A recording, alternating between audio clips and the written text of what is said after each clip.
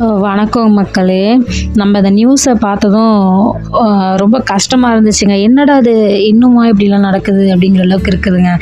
என்னன்னு பார்த்தோம் அப்படின்னா, இவங்க அப்பா வந்து போலீஸ் ஸ்டேஷனில் ஒர்க் பண்ணிட்டு இருந்தார். ஒரு புழல் சிறையில் ஒர்க் பண்ணிட்டு இருந்திருக்காரு. இவருக்கு 2 பொண்ணுங்க இருந்திருக்காங்கங்க. அந்த 2 பொண்ணில் பெரிய பொண்ணுக்கு என்ன பண்ணியிருக்காருன்னா நிச்சயதார்த்தம் பண்ணியிருக்காரு. அந்த பொண்ணு வேற யாரையும் லவ் பண்ணிட்டு இருந்திருப்பாங்க போல. அது வந்து அவங்க அப்பா எவ்வளோ சொல்லி கேட்காம அந்த பொண்ணுக்கு நிச்சயதார்த்தம் பண்ணி வச்சிருக்காரு. ஆனால் அந்த பொண்ணு வேணான்னு சொல்லிட்டு என்ன பண்ணியிருக்காங்கன்னா தற்கொலைக்கு முயற்சி செஞ்சுருக்காங்க. எலி மருந்தை 1 வாரமாக சாப்பிட்டுட்டு இருந்திருக்காங்க. சரிங்க, இதுக்கப்புறம் என்ன நடந்தது அப்படிங்கிறத நம்ம இந்த வீடியோவில் பார்க்க போகிறோம்.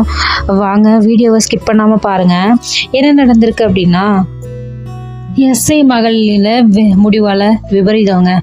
சென்னையில் மாதாவரம் பொன்னியம்மன் மேடு தணிகாசல நகரில் உள்ள அடுக்குமாடி குடியிருப்பில் தான் வசித்து வந்திருக்காரு.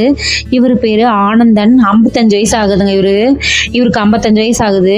இவர் வந்து புழல் காவல் நிலையத்தில் போக்குவரத்து புலனாய்வு பிரிவில் உதவி ஆய்வாளராக பணியாற்றி வந்திருக்காருங்க.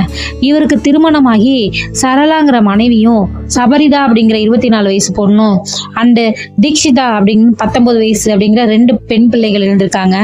மூத்த மகள் சபரிதா பட்டப்படிப்பு முடிச்சுட்டு நந்தனம் பகுதியில் உள்ள ஒரு தனியார் பிரைவேட் கம்பெனியில் வந்து என்ன பண்ணியிருக்காங்க, 7 மாசங்களா ரீசர்ச் அசோசியேட்டராக வந்து பணியாற்றிட்டு இருந்திருக்காங்க. இவங்க மேல் அப்புறம் என்னாச்சு அப்படின்னா, அந்த சபரிதாங்கிறவங்க ஒருத்தரை காதலிச்சு வந்துட்டு இருந்திருக்காங்க. இதுக்கு வந்து பெற்றோர் வந்து எதிர்ப்பு தெரிவிச்சிருக்காங்க. மகளுக்கு என்ன பண்ணியிருக்காங்கன்னா, அந்த லவ் பண்ணுற பையன் வேணாம், வேற ஒரு நபரோட திருமணமும் நிச்சயம் செஞ்சு திருமண நிகழ்ச்சிக்கான ஏற்பாடுகளையும் செஞ்சுட்டு இருந்திருக்காங்க. நிச்சயதார்த்தம் அப்புறம் திருமணம் அப்படின்னு சொல்லிட்டு தனக்கு எதுவுமே பிடிக்கல அப்படின்னு பெற்றோரிடம் சொல்லி பார்த்துருக்காங்க. அப்புறம் சொல்ல முடியாமலையும் தவிச்சு வந்த சபரிதா என்ன பண்ணிட்டாங்கன்னா, தனது காதல் விவாகரத்தை திருமணம் நிச்சயம் செஞ்சுருக்காங்க பாருங்க. அந்த நபருக்கு அவங்க ஃப்ரெண்டு மூலியமா தகவல் சொல்லியிருக்காங்க. அதாவது வீட்டில் பேச முடியாமல் அந்த நிச்சயம் பண்ணுறதா ஒரு ஆள் பார்த்துருக்காங்க பாருங்க, அவருக்கு இன்ஃபார்ம் பண்ணியிருக்காங்க.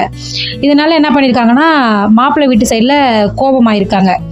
இது குறித்து என்ன பண்ணியிருக்காங்கன்னா, அந்த பொண்ணோட அப்பா ஆனந்தன் இருக்காருங்களா, அவங்கள்ட்ட வந்து கேட்டு சண்டையிட்டு தான் சொல்கிறாங்க.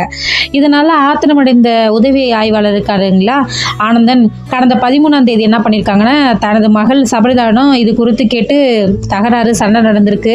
இதனால வந்து மன உளைச்சலுக்கு ஆளான சபரிதா வந்து என்னடா இந்த மாதிரி இருக்கு அப்படின்ட்டு என்ன பண்ணியிருக்காங்கன்னா, 13ஆம் தேதியிலேருந்து என்ன பண்ணியிருக்காங்க, எலி மருந்து சாப்பிட்டு தற்கொலை முயற்சியில் ஈடுபட்டிருக்காங்க. இதை என்ன பண்ணியிருக்காங்கன்னா, இவங்க இந்த மாதிரி எலி மருந்து தொடர்ந்து ஸ்லோ பாய்சன் மாதிரி எடுத்துகிட்டு இருந்திருக்காங்க. ஆக்சுவலாக எலி மருந்துக்கு வந்து ட்ரீட்மெண்ட்டே இல்லைன்னு சொல்லியிருக்காங்க. எங்கள் சைடில் ஒரு பொண்ணு வந்து லவ் பண்ணி எலி மருந்து சாப்பிட்டு அதுக்கப்புறம் 4 நாளாக தொடர்ந்தே சாப்பிடாமவே இருந்து இறந்துட்டாங்க. இந்த நியூஸை பார்க்கும்போதும் மனசு வந்து ரொம்ப கஷ்டமாக இருந்துச்சு. அந்த பொண்ணு ஞாபகம் தான் வந்தாங்க.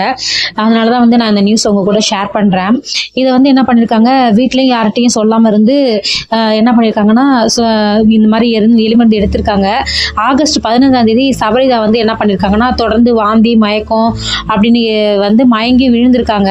இதை பார்த்த பெற்றோர் என்ன பண்ணிட்டாங்கன்னா, உடனே அவங்கள அழைச்சிட்டு போயிட்டு சிகிச்சைக்காக அண்ணா நகரில் உள்ள தனியார் மருத்துவமனையில் இருக்கிற தனியார் ஒரு பிரைவேட் ஹாஸ்பிட்டலில் சிகிச்சைக்காக சேர்த்துருக்காங்க. அங்கு சபரிதாவுக்கு பார்த்தோம்னா முதலுதவி அளித்த மருத்துவர்கள்லாம் பார்த்தோம் அப்படின்னா, அவங்க உடல் வந்து ரொம்ப கவலைக்கிடமாக இருக்குது அப்படின்னு சொல்லி மேல் சிகிச்சைக்காக என்ன பண்ணியிருக்காங்கன்னா, ராஜீவ்காந்தி அரசு மருத்துவமனைக்கு அழைத்து செல்லுமாறு அனுப்பி வச்சிருக்காங்க. அப்புறம் என்னாச்சு அப்படின்னா, மேல் சிகிச்சைக்காக ராஜீவ்காந்தி அரசு பொது மருத்துவமனையில் அனுமதிக்கப்பட்ட சபரிதாவுக்கு மருத்துவர்கள் வந்து தீவிர சிகிச்சை அளித்து வந்துட்டு இருந்தாங்க. இதுக்கிடையே வந்து பார்த்தோம்னா, தனது மகள் வந்து தற்கொலை முயற்சிக்கு நம்ம தான் காரணமாக இருந்திருக்கோம், நம்ம பொண்ணு சொன்னதை கேட்டுக்கலாம் அப்படின்னு நினைச்சு அவங்க அப்பா என்ன பண்ணியிருக்காரு, மன அழுத்தம் டிப்ரெஷன்ல இருந்திருக்காரு.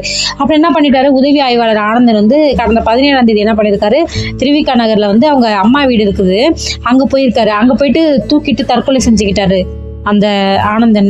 அப்புறம் என்னாச்சு அப்படின்னா, பின்னர் உதவி ஆய்வாளர்கள் ஆனந்தன் உடலை கைப்பற்றி திருவிக்க நகர் போலீசாரில் வழக்கு பதிவு செஞ்சு விசாரணை மேற்கொண்டாங்க. இதில் வந்து பார்த்தோம்னா, மருத்துவமனையில் சிகிச்சை பெற்று வந்த சபரிதா பார்த்தோம்னா நேற்றுக்கு இரவு சிகிச்சை பலனின்றி பரிதாபமாக உயிரிழந்துட்டாங்க. இந்த சம்பவம் குறித்து மாதவரம் போலீசார் வழக்கு பதிவு செஞ்சு சபரிதா உடலை கைப்பற்றி விசாரணை மேற்கொண்டு வந்துட்டு இருக்காங்க.